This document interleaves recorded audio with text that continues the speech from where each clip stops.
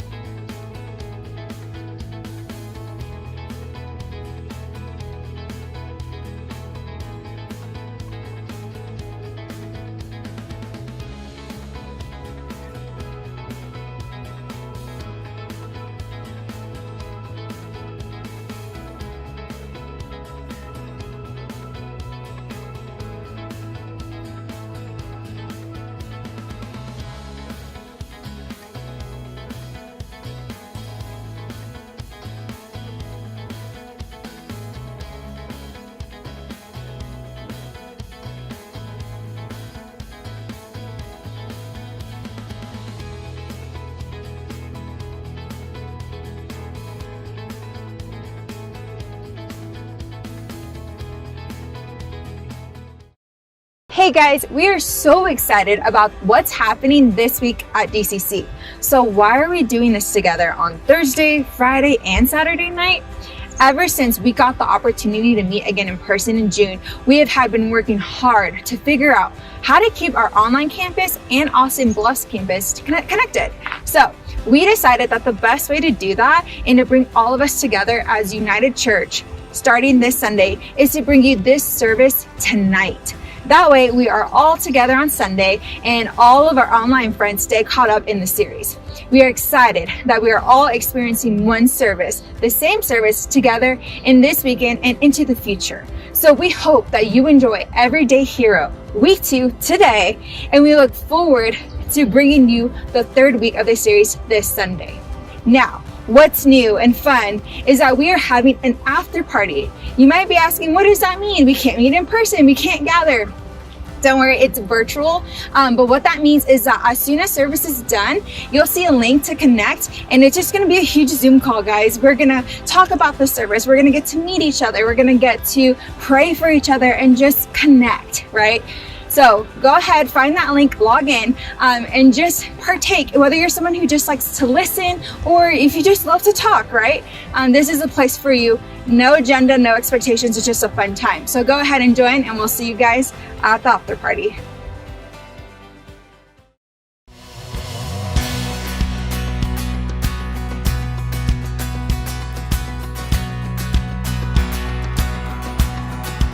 Come on. I saw Satan fall like lightning. I saw darkness run for cover. But the miracle that I just can't get over, my name is registered in heaven. I believe in signs and wonders. I have resurrection power. Still the miracle that I just can't get over, my name is registered in heaven. Yes, my praise belongs to you forever. Come on, let's testify. This is my testimony from death to life. 'Cause grace rewrote my story. I'll testify. By Jesus Christ the righteous, I'm justified. This is my testimony. This is my testimony.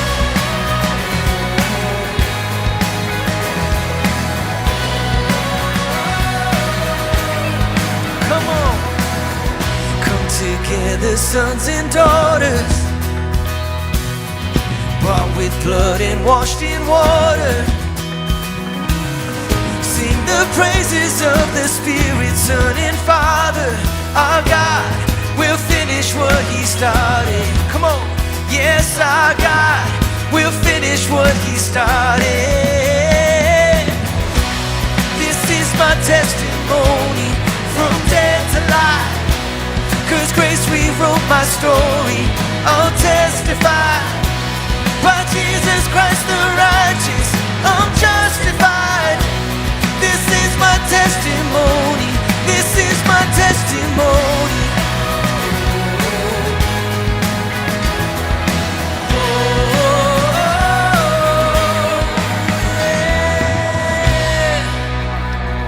Come on, can we get rowdy? Do you believe it? Sing it out. If I'm not dead, you're not done. Greater things still to come. Oh, I believe. If I'm not dead, you're not done. Greater things still to come. Oh, I believe. If I'm not dead, you're not done. Oh, greater things still to come. Oh, I believe. If I'm not dead, you're not done. Greater things still to come. Oh, I believe. Oh, let's testify. This is my testimony from death to life.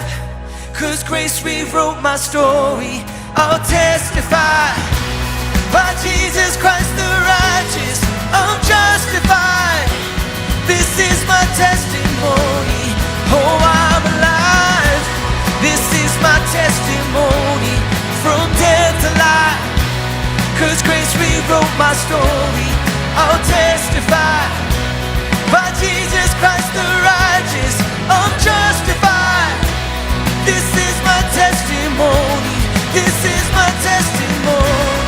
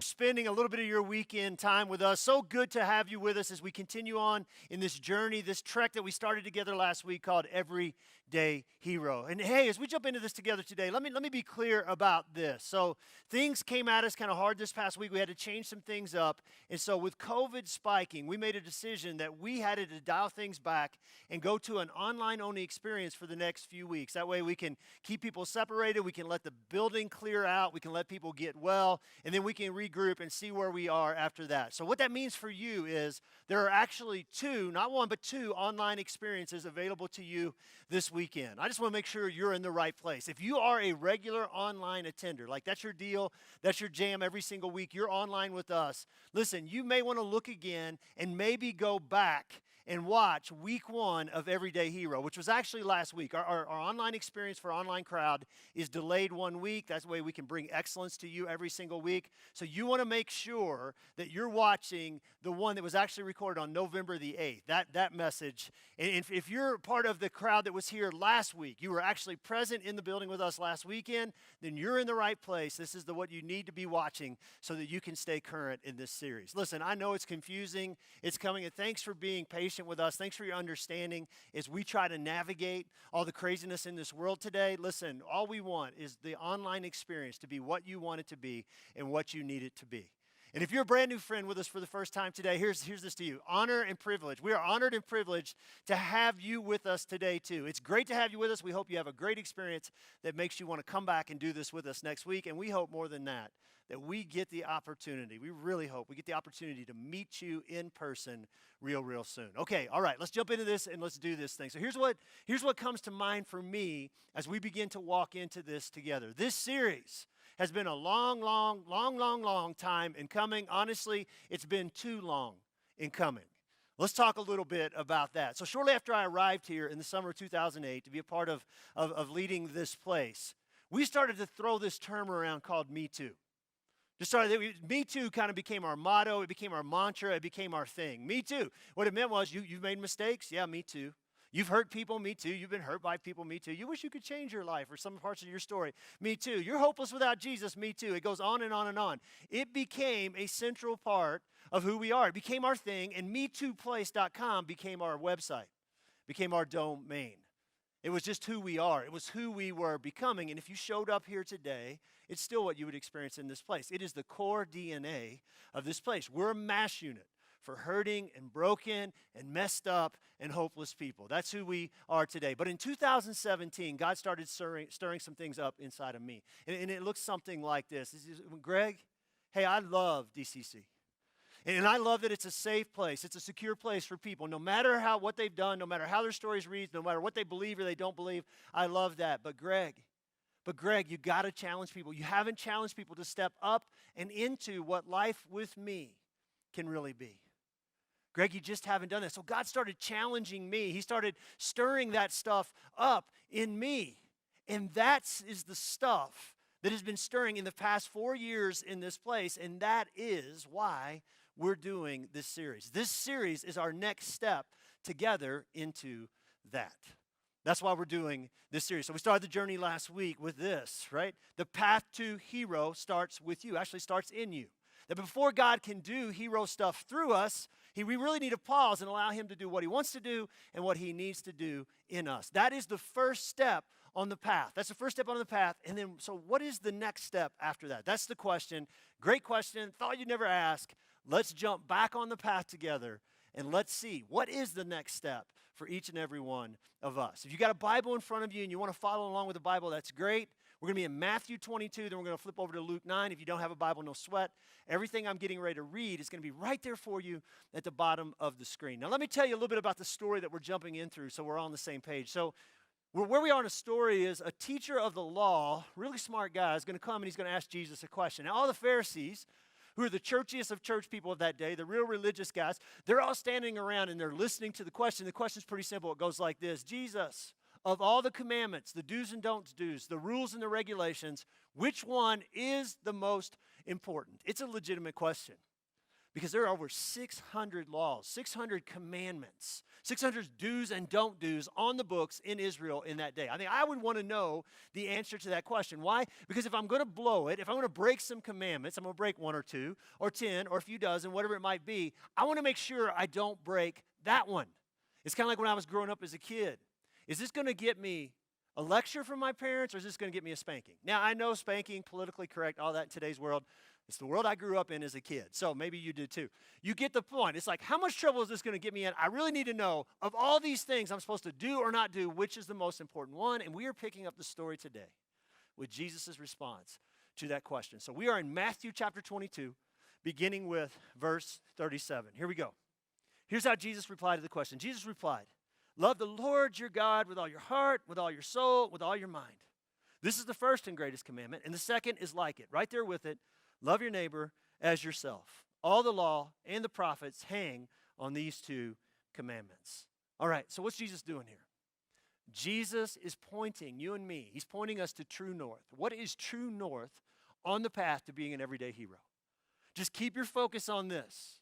This is true north for you. Love God, love others as you love yourself. Now let's get out of church context for just a second. Let's just talk about the word hero. Now, hero by definition is what? Is someone who puts the interest of someone else ahead of their own interest. That's a pretty generic definition, but it's true.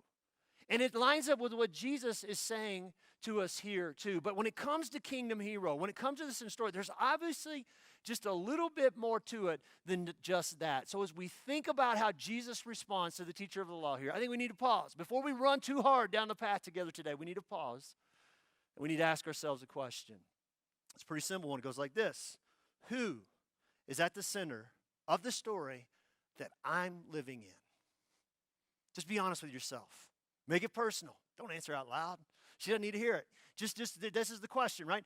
Who is at the center of the story that I find myself living in today? Now, I can't answer for you. I don't know about you, but for me, for most of my life, I have found myself living in a very small story that revolves around me. I don't know about you, but that's been my story.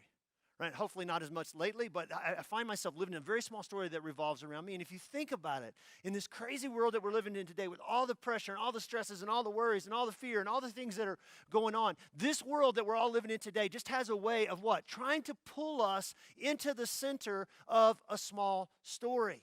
It really, really does. It just pulls us in that direction. Do you think so? Yes, it does. See, here's the thing. I don't ever remember, when I think about my life and story, I don't ever remember making a conscious decision. You know what?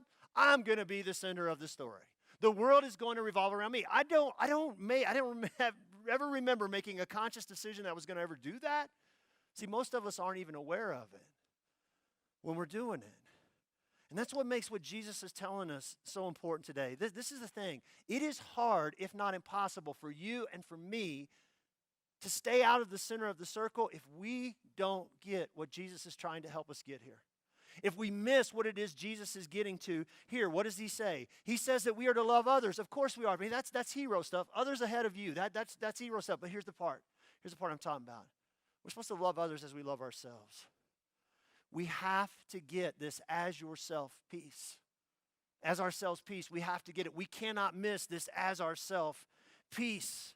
It is huge, and it's exactly why we started this journey where we started it last week. Listen, if you missed that, you need to go back and watch that. It is so foundational to what it is that we're talking about today. We can't miss this. It is this as yourself, love yourself piece. Now, that sounds selfish. It sounds narcissistic. It sounds self-centered, all that. No. When we talk about loving yourself, we're talking about looking into the mirror and being able to see yourself like God sees you.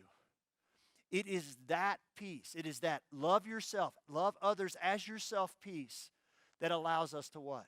To reject, to push back on being pulled into the center of the world, of the story that we find ourselves living in. You know, as I was thinking about this past week, I ran across a quote from the great theologian Brad Pitt from a magazine article in Rolling Stone magazine 20 years ago. Now, here's the thing. He was talking about the definition of worldly success, the definition of what a hero in the world's eye, what it really looks like. Now, here's the thing. I don't know where Brad Pitt is theologically. I don't. I know lots of ladies like him. I know he's not hard to look at. I would imagine there's some man crushes out there too. He's a good-looking man. That's all true. But here's the thing. I don't know where he is theologically. But I do know there's some truth to what he said in that article. I want to read it to you. Listen to what he said. He says, we're headed for a dead end, a numbing of the soul, a complete atrophy of the spiritual being. The emphasis now is on success and personal gain. What's that? Being in the center of the story, isn't it? He says, I'm sitting in it, and I'm telling you that's not it. I'm the guy who's got everything. But I'm telling you, once you get everything, oh, this is so good, then you're just left with yourself. Yikes. He said, I've said it before, and I'll say it again. It doesn't help you sleep any better. And you don't wake up any better because of it. Now, no one's going to want to hear that. I understand it. I'm sorry, but I'm the guy who's got to say it. But I'm telling you, it's true. Now, what's he describing? What is Brad Pitt describing for us right there? What he's describing is the emptiness that automatically comes when what? When we find ourselves living at the center of the world that we happen to be living in. It's such good stuff. See, being the hero that God created us to be, being the hero that God called us and uniquely created us to be. We really want to be that. We got to what? We got to push back on. We got to reject the temptation to what? To be at the center of the story that we find ourselves living in. So, who's at the center of the story that we're living in? And if it's me or if it's you, how are we going to change that? What do we do about that? Well, Jesus is getting ready to help us with that. So some more stuff from Jesus on this whole hero thing. Now we're flipping over to Luke. So Luke chapter 9, we're going to pick it up another moment in the life of Jesus with verse 18. Here we go. Once when Jesus was praying in private and his disciples were with him, he asked them, he said, "Who do the crowd say I am?" And they replied, "Some say John the Baptist, others say Elijah, and still others that one of the prophets of long ago has come back to life." "But what about you?" he asked. "Who do you say I am?" And Peter answered, "God's Messiah." And Jesus strictly warned them not to tell this to anyone. Hang on to that. And he said, "The Son of Man must suffer," speaking about himself, "many things and be rejected by his elders, the chief priests and the teachers of the law, and he must be killed on the third day, and on the third day be raised to life." Okay, let's pause right there. So Jesus asked his buddies around him, his disciples, "Hey, who do these huge crowds that are coming around and wanting to hear me teach, who do they say that I am?" And they say, "Oh, some people say you're Elijah, some say John the Baptist, some say one of the other prophets." And he's like, great. Who do you guys say that I am?" And Peter speaks up. Of course he does. Peter's impulsive. He always speaks up. And Peter says, "You are God's Messiah. You, Jesus, you're the coming king. You are the coming hero in the story." Now the question is he right? Yes, he's right. Ding, ding, ding. Peter, go to the head of the class. He's absolutely right. So here's my question. If he's right, why does Jesus strictly warn them not to tell this to anyone? How does that make sense? And here it is. Are you ready? It's not just that it's not time yet. Here it is. They have the right answer, but they have the wrong idea about what that really means. They have the right answer. Peter has the right answer, but he has the wrong idea about what that really means. He's thinking powerhouse king. He's thinking military conqueror. He's thinking someone this king is going to come in, he's going to kick some and take some names. That's what he's going to do, right? He's going to overthrow, and he's going to sit on the throne, and he's going to dare you to cross him. That's what they're thinking. In fact, that's what everyone in Israel expected this coming hero king to be. And Jesus is like, no, you guys just don't understand. I got to help you understand this, boys. So here it is. Listen, this hero, guess what? He's going to suffer. That makes no sense. Yeah, guess what? This coming hero king, he's going to be rejected. People aren't going to embrace him, celebrate him. No, they're going to reject him. What? That doesn't make any sense, Jesus. Yeah, this coming king, this coming hero, guess what? He's going to die. And Jesus is like, I know, guys, I got to help you understand this. Before you go trying to teach it, I got to help you understand. What he's trying to do is he's trying to help his guys understand and embrace this. And we got to understand and embrace it too. It's pretty simple. Kingdom heroes are different kind of, they are. And this is where the roads kind of go like this. Part of our vision here at DCC, our vision is pretty simple. It's to redefine church and Christian. Change what people think when they hear the words church and Christian. Now that sounds arrogant. It sounds egotistical. Hold on just a second. As I say that, I want to say this to you. Two things about that. First of all, that doesn't mean that we're going to come up with some idea of what church and Christian is supposed to be, some cool or rad or hip idea, and we're going to come up with it. No. We just want to get back to what Jesus said it should be. And the second thing is, it is huge, and we know we can't do it alone. This is where this one united church thing that we're all about in this place, this is where it comes into play. This is why we're so involved with Cause I Love You. But we do want to be a part of something, a movement of God that changes what people think when they hear the word church and when they hear the word Christian. In order for us to do that, we have to allow Jesus to redefine hero for each and every one of us. When we started this journey this past week, I told you a story about walking into the office one day, and someone had taken a Post-it note, and they put it on my door, and it simply said, hero. And I told you how my heart jumped when I saw it, and when I saw it, I just left it there. I just let it stay right there on the door, and I really, as much as I struggled to continue to believe that and had to really make efforts to believe it, every time I saw it when I come into the office, it just did wonders for my heart. It really did. So I left it there for a while. Then one day I was talking with Tamara. I was sitting in my desk. She was standing inside the door. The door was open, and she's talking to me about something, and I could see the hero sticker over her shoulder, and I just kept looking at that hero sticker, and she's talking, and then I just got distracted by the hero sticker, and so I said, hey, I'm sorry, can I ask you to do something for me? She's like, sure, what do you need? So I reach in my pocket, and I pull out my blue Sharpie, which I always carry. I know, I'm a nerd, I'm goofy. This is my sermon revision tool that you always have to have with you when you're a pastor, but I give it to her, and I say, hey, could you take this, and could you write something on that for me? And she says, sure. And so she did. And here it is. So this is what it looks like today. There it is in the center. And ever since then, it's been on my door, and it's looked like that. So what's the change and why the change? Well, I've already talked about it. It's what God started stirring up in me in 2017. When I felt like God was challenging me, saying, Greg, this place is great. It's awesome. You want people to be safe. You want them to be welcome, and they need to be taken care of and comforted and loved and all that stuff. They need to find hope. That's all good. But you've got to challenge people to step up and into what life with me can really be, Greg. And so in 2018, we started to do that. And my preaching, if you were around here then, it became different. There was more challenge to it and all of that. And so we do that in 2018. Then we get to 2019, and God led us to change our domain from me2place.com, which is still ours, and if you go there, you still get to our website. It's all good, but to livetorescue.com. Now, does it mean we lose Me Too? Of course not. We're still that place. Safe, regardless how your story reads, what you've done, what you're doing when you come in here. None of that matters, right? You are safe and welcome here, but we're also a place that points people to the urgent call to action that God is putting in front of every single one of us every day too. So God started working on me. The change on that Post-it note was about the journey, what God was doing inside of me. But the final thing in that journey for me actually came at the end of 2019. I was having lunch with a pastor friend in town. His name's Brian. He said to me, he said, Greg, he said, I read this book. He made me think about you, man. This is who you are, and I think you need to read it. He says, it's called Hero Maker. Well, I'd heard of the book. In fact, I know the guy. I hung out years ago with the guy, Dave Ferguson, who wrote it. He's a pastor in Chicago. He's a good dude. You know, but I didn't have it. I hadn't read it yet. And so one Sunday afternoon, I was like, you know what? I'm going to download that book. I need to add another book. I usually read 3 or 4 or 5 books at a time on my Kindle. So I downloaded the book. That night, I go to bed. I always read before I go to sleep. I'm reading my Kindle. I'm reading this book. I got about a chapter and a half, 2 chapters in, and I had to stop reading it. It wasn't because it was boring.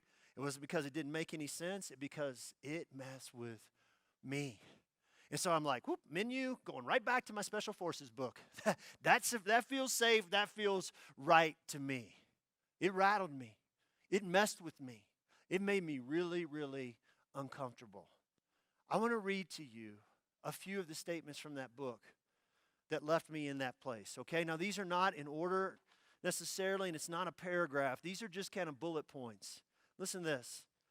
The single biggest obstacle to movement-making impact is a leader that is stuck, always needing to be the hero. The secret is the kingdom of God.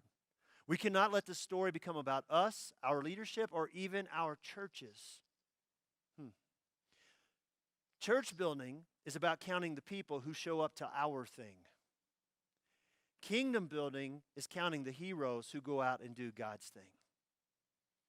It's always about the kingdom and making heroes of others. And this is the one that just finally I said enough, and I had to leave the book. Dave writes, if I could only give you one leadership question to ask yourself every day to maximize and multiply your influence, it would be this. Are you ready? Am I trying to be the hero, or am I trying to make heroes out of others? That question paralyzed me. That question shook me to the core of, I'm not trying to be the hero. I'm really not trying to be the hero. And while I've never intended to be the hero, I really haven't intended to. You know what I have done? I've allowed my brokenness and my pain in this healing journey that I'm on, I've allowed the growing crowd, here it is, the growing crowd at DCC over the years to medicate my pain, to shut down the voices of all the naysayers who say, you can't be in ministry, you shouldn't be in ministry, you'll never be in ministry, and to help me believe that maybe I have something to offer the kingdom. And so God said, Greg, we need to take a look at this. And we have.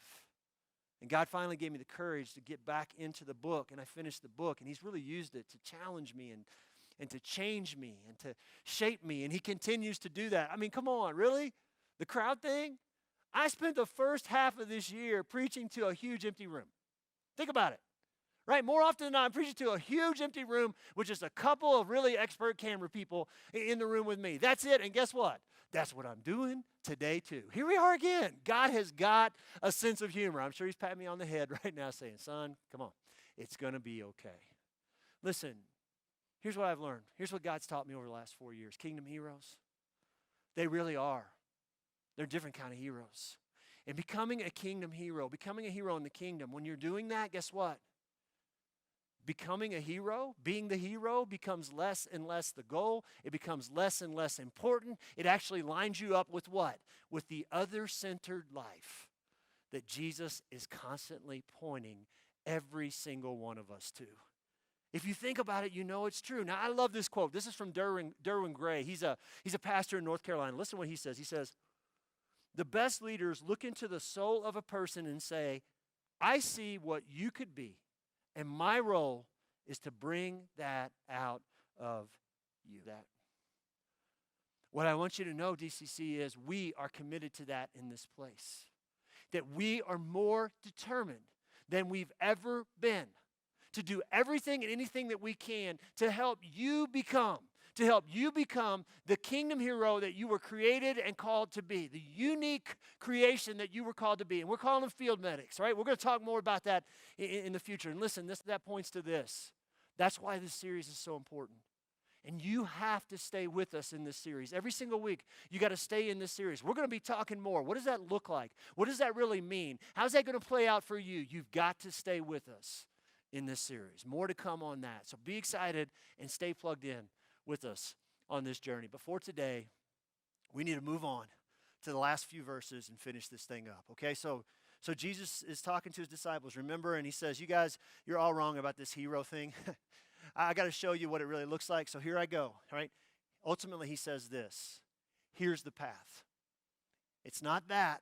It looks more like this, but here is the path that will lead you guys to being the heroes that I've created you to be. So we're going to pick it up there, verse 23. Then he said to them all, here it is, here's the path. Whoever wants to be my disciple, my field medic, my hero, a hero for the kingdom, must deny themselves, take up their cross daily and follow me. For whoever wants to save their life will lose it, but whoever loses their life for me will save it. You know, those two verses, that is the very essence of being a hero. That is the core DNA of every kingdom hero. And that is the path for you and me being the heroes that God has created each and every single one of us to be. If you think about it, it's a pretty short passage, just 2 verses, but there's a whole lot of punch packed into just those 2 verses. In fact, so much so that I only want us to take the first bite today. Let's just bite off a little bit today. Let's just start with the very first piece. What am I talking about? I'm talking about deny yourself. You want to be a hero? Deny yourself. You want to be a hero in the kingdom? Deny yourself. How are we doing with that? I think we need to end our journey together today with this.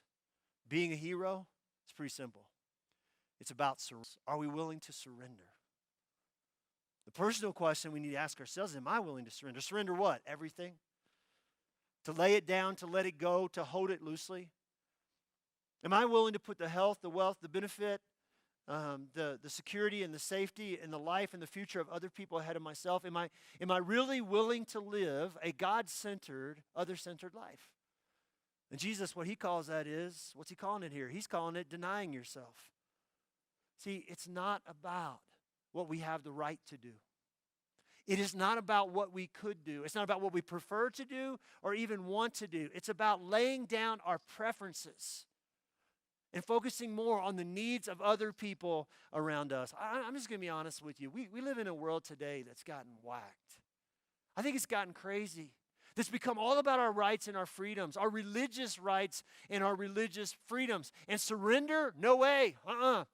No, we're not going to do that, right? Jesus says, when we hear on the king, you got to deny yourself. You got to surrender. No. Surrender has become something different for us, right? It's defined as it's become a sign of concession or a sign of weakness or a sign of caving into the culture or a sign of giving in. And so what do? We say, surrender? No way, not now, not going to do it. That's what we do. It's what we've done. I want to tell you something. Jesus makes it clear. It's a path to being a hero in the kingdom, but I've never seen the church, I've never seen Christian people, Jesus followers, whatever you want to call us, struggle with this idea of surrender like we've struggled with it this year in 2020. Now here's the thing. This surrender thing is not you and me, us, the church, the capital C church, raising the white flag and just conceding the kingdom of God. Oh yeah, it's over, you win. No. It's about you and me taking up our crosses and bringing the kingdom. That's exactly what Jesus is asking us to do. Yes, even in this crazy world that we're living in today, he says, I'm going to build my church. Hell's not going to stop it. But he's also saying this, church, come on, it's time. Surrender. Take up your cross. Follow me. Help me do this. We look around the world today. What are we looking at? We're seeing all the challenges that facing the church. And there's lots of them. I give you that. But here's what I'm afraid. We're seeing all the challenges. And you and I, we're missing the huge opportunity. The huge opportunity that we have right now to show the love of Jesus with no strings attached to this broken and hurting and hopeless and fearful world. Hopeless and fearful world. More than we need a new president. More than we need more of the old president. More than we need more of the same, more than we need change. You can think what you want to about that, but you know what the world needs? You know what our country needs? We need more God. It's simple. We just need more God. And God is asking you and me to be a part of bringing that. He's saying, hey, will you deny yourself? Will you surrender? And would you help me to really and truly bring that in the world all around you? It's a great question. Every single day in this crazy world that we're living in, it is so easy for us to what? To get pulled to the center of the story. And the world becomes about what? What we want and what we need. It is what we do. It's what we do every day. In the midst of all the crazy, there are opportunities for us to be the kingdom heroes. The heroes that we've been created to be too. And so my question is, are we looking for them? Are we looking for them? Let's not make this stuff harder than it has to be. So who is at the center of the story that we're living in? Who is it? Is it the president? Is it politics? Is it this? Is it that? Is it Jesus? It needs to be Jesus. So once it's Jesus, we got to remind ourselves of this. He's a different kind of king of a different kind of kingdom. Yes, he is. And guess what? Heroes are different in his kingdom too. Heroes look a lot different in his kingdom too. They don't come in and push people around. They don't overthrow. They don't power over people. So what do heroes in the kingdom look like? You know what they do? They love on people. They help people. They rescue people. They see people. They listen to people. They have conversations with people. They feed people. They bring the hope and life and joy and freedom and love of Jesus to. This is inviting us into, here's the question. Is the hero that I hope to be and that I dream of being, that I want to be someday, keeping me from the opportunities that are right in front of me today? Is the hero, this idea of what I think a hero is and the hero I want to be someday, is that keeping me from the opportunities that are right in front of me today? How about this? Here's an alternative. Today, here's what I'm going to do. I'm going to deny myself. And I'm going to surrender. I'm going to surrender what I want and expect my life to be. I'm going to surrender what I want and expect hero to be. And I'm simply going to seize and step into the opportunities that God is placing right in front of me. So who can you call? Who can you talk to? Who can you listen to? Who can you encourage? Who can you feed? Who can you pray for? It's all right there. Here's what I want to say to you. You do that, I'm going to simply seize and step into the opportunities that God is placing in front of me. You do that, and you watch, not what God does through you. He's going to do amazing things through you, but you watch, and you see what God is going to be looking for. Let me pray for us. Jesus, we need you. We need you. And you throw it down for us. You make it clear. There's not anything confusing about what it really means to follow you, what that life looks like. And even when we start to try to walk down just the first piece of this, deny yourself, to totally surrender to lay it down, to let it go. It's easier said than done. Jesus, show us. Show us the places in us that are keeping us from the life that you have for us. We want every single bit of it. We want to walk with you. We want to follow you. We want to be the kingdom heroes that you've called us to be, that you have created, uniquely created each one of us to be. And so, God, there's something unique. Help us to believe that there's a uniqueness to what we have to bring. And help us, give us the courage to take the next step, to simply take the next step, to look for the opportunities that are already right in front of us.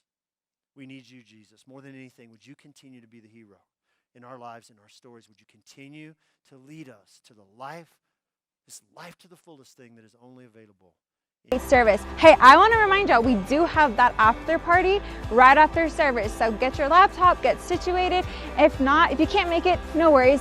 We love you guys. We'll see you next weekend.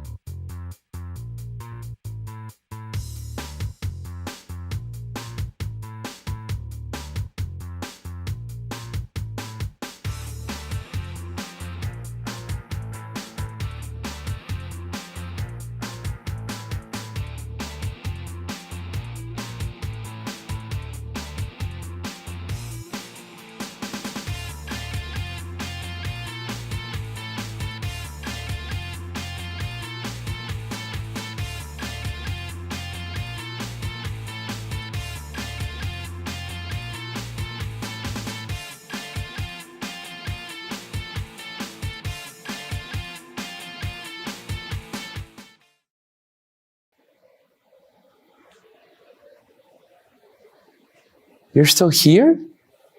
It's over. Go live your life.